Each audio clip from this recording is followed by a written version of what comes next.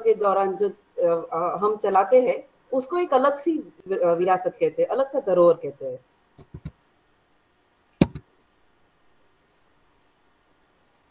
सांस्कृतिक विरासत क्या है? सांस्कृतिक विरासत एक समुदाय द्वारा विकसित और पीढ़ी से पीढ़ी तक पारित जीवन जीने के तरीका है। वो अभिव्यक्ति है जिसमें रीत रिवाजों, प्रथा, स्थानों, वस्तु, कलात्मक अभिव्यक्तियों और मूल्यों को शामिल किया जाता है। सांस्कृतिक विरासत को अक्सर या तो मूर्त या अमूर्त सांस्कृतिक विरासत के रूप में व्यक्त किया जाता है। आप सोचेंगे मूर्त और अमूर्त क्या है ये, तो हम उसको भी आगे डिस्कस करेंगे। तो मानव गतिविधियों के हिस्से के रूप में सांस्कृतिक विरासत मूल्य प्रणालियों, विश्वास, परंपराएं, जीवन शैली का अमूर्त प्रतिनिधित्व है। यानी कि ये सब चीजें अमूर्त आती है, जिसको हम छू नहीं सकते पर महसूस कर सकते हैं, उसको अमूर्त कहते हैं। समग्र रूप से संस्कृति के एक अनिवार्य हिस्से के रूप में सांस्कृतिक विरासत में ये दृश्य और मूर्त निशान शामिल है, जो हाल के दिनों में पुरातन का निर्माण करते हैं। सांस्कृतिक विरासत एक व्यापक अवधारणा है, बहुत बड़ी बात है ये। हम विभिन्न विरासतों के क्षेत्रों के बीच में समानता पर ध्यान केंद्रित करना पसंद करेंगे, यानी कि एक ही बात को हम एकत्रित केंद्रित करना चाहेंगे। यानी ऐसा नहीं है कि सिर्फ मूर्त को देखेंगे, जो टेंजिबल और इनटेंजिबल, इंग्लिश में ऐसा कहते हैं कि टेंजिबल मीन्स हम जिसको छू सकते हैं, यानी इमारतें, फिर या महले है, तो वो सब चीजें। और या तो फिर इनटेंजिबल यानी कि संस्कृति है, कल्चर है, खान पान है, कपड़ा है, पोशाक है, वो सब आता है उसके अंदर। सांस्कृतिक विरासत के प्रकार तो अलग अलग प्रकार होते हैं। सांस्कृतिक विरासत में प्रतिष्ठित किया जा सकता है निर्मित पर्यावरण, यानी कि पर्यावरण ऐसा कि जो निर्मित किया गया है, जैसे भवन है, शहर दृश्य जिसको हम क्रिएट करते हैं, पुरातत्वीय अवशेष है जिसको हम क्रिएट करते हैं एक्सकेवेशन के द्वारा निकाल के। फिर प्राकृतिक पर्यावरण जो ग्रामीण दृश्य होते हैं, तट और तट रेखा है, कृषि विरासत है। जैसे मैं एक अपना एक्सपीरियंस बताऊंगी, आप सोचेंगे कि कृषि की क्या विरासत हो सकती है। तो मैं पौंडीचेरी गई थी, तो वहां पे कृषि विरासत बहुत से सारी अच्छे से संभाला जाता है। वहाँ के गांव में जो हेरिटेज, जो वारसागत होता है, उस तरीके से खेती होती है, जिसे जैविक खेती बोला जाता है। जो आजकल का जो केमिकल वाला खाद होता है, वो लोग यूज नहीं करते, परंतु परंपरागत जो खाद है उसको वो यूज करके, उसका उपयोग करके वो अनाज उगाते हैं। फिर आती है कलाकृतियां, पुस्तकें, दस्तावेज, वस्तुएं, चित्र, शिल्प आदि। सांस्कृतिक विरासत की सभी परिभाषाओं के पीछे एक प्रेरक शक्ति होती है। यह मानव रचना है जिसका उद्देश्य सूचित करना है, यानी कि एक मानव मानव निर्मित ये सारी चीजें जॉन फादर ने 2006 में हमें बताया था। ये हम देख रहे हैं, नीचे एक बैनर है, व्हाट इज हेरिटेज, जिसके अंदर बिल्ड एनवायरमेंट है, सारे पिक्चर्स दिए हुए हैं, आर्टिफैक्ट्स है, नेचुरल एनवायरमेंट है। उसके बाद देखें तो हमने आगे बताया, मैं मूर्त और अमूर्त तो बहुत बड़ा सब्जेक्ट है, उसको अकेले अकेले हम ले सकते हैं, पर अभी हम थोड़ा सा उसका बेसिक नॉलेज लेंगे तो हेरिटेज के ऊपर हम आगे भी काम, यानी वॉक कैसे डिजाइन होगा वो समझ पाएंगे अच्छे से। एक समय में विशेष रूप से स्मारकीय अवशेषों को संदर्भित करने के बाद एक अवधारणा के रूप में सांस्कृतिक विरासत धीरे धीरे नई श्रेणियों को शामिल करने के लिए आज हम पाते हैं कि विरासत न केवल मूर्त रूपों जैसे कि कलाकृतियां, इमारतें,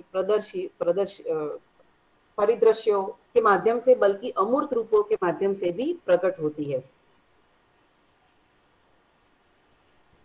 तो अमूर्त विरासत में आवाज, मूल्य, परंपराएं, मौखिक इतिहास शामिल होता है।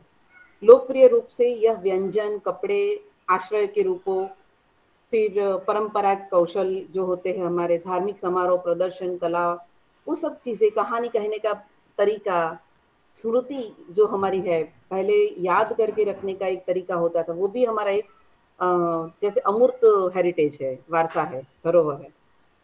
फिर आज हम अमूर्त विरासत के साथ साथ अटूट रूप से बंधे मूर्त विरासत जो है उसके बारे में भी हम चर्चा करेंगे। यानी कि अमूर्त और मूर्त सिक्के की दो बाजुएं हैं।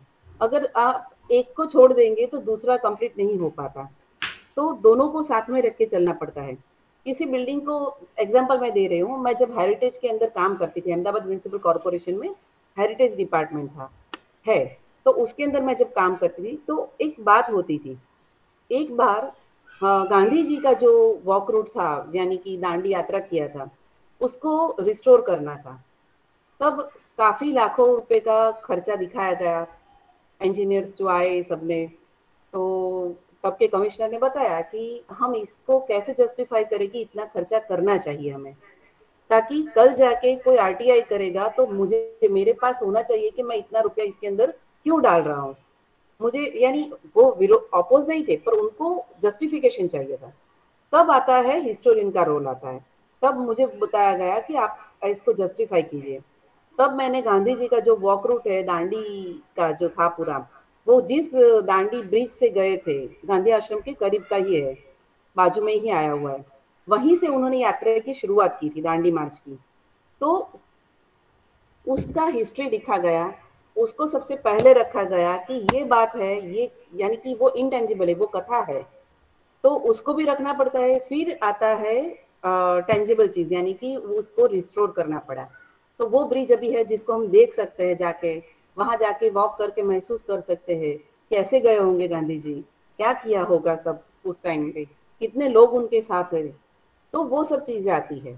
तो वो टेंजिबल और इंटेंजिबल को हमको हमें एक साथ रख के चलना पड़ता है। तब भी आती है एक कंप्लीट हेरिटेज की बात, कंप्लीट धरोहर की बात आती है। विरासत चक्र की बात करें तो विरासत चक्र एक एक जैसे साइकिल होती है जिसको हम तोड़ नहीं सकते। वो साइकिल पे यानी एक उसके साथ वो एक चलता ही रहता है। जैसे बाय अंडरस्टैंडिंग कल्चर को हम समझेंगे, हेरिटेज को हम समझेंगे, तो ही और पीपल वैल्यू करेंगे उसकी। उसके बाद आता है वैल्यू करेंगे हम, तो पीपल वांट टू केयर। तो अब जब उसका कीमत लगेगा कि भी ये इतना एक्सपेंसिव है, तो हम उसकी केयर करना शुरू करेंगे, उसका देखभाल शुरू कर देंगे। उसके बाद आएंगे जब हम केयर करेंगे, तो उसका हम एंजॉय कर पाएंगे, यानी उसको हम सजा के रखेंगे, जो हमारी धरोहर है उसको, तो ही हम उसको उससे आनंद प्राप्त कर सकते हैं। उसके बाद आता है जब हम एंजॉय करेंगे, तो उसके बाद हमारी उसके लिए की जो समझ है, जो हमारी अंडरस्टैंडिंग है उसकी, वो हम समझ पाते हैं। और अंडरस्टैंडिंग आती है तो पूरा ये विरासत का जो चक्र है वो कंप्लीट होता है। जैसे यहाँ पे दिखाया गया है हेरिटेज का जो साइकिल है, by understanding they will value it, by valuing and caring, caring के बाद एंजॉइंग। तो ये पूरा एक चक्र है।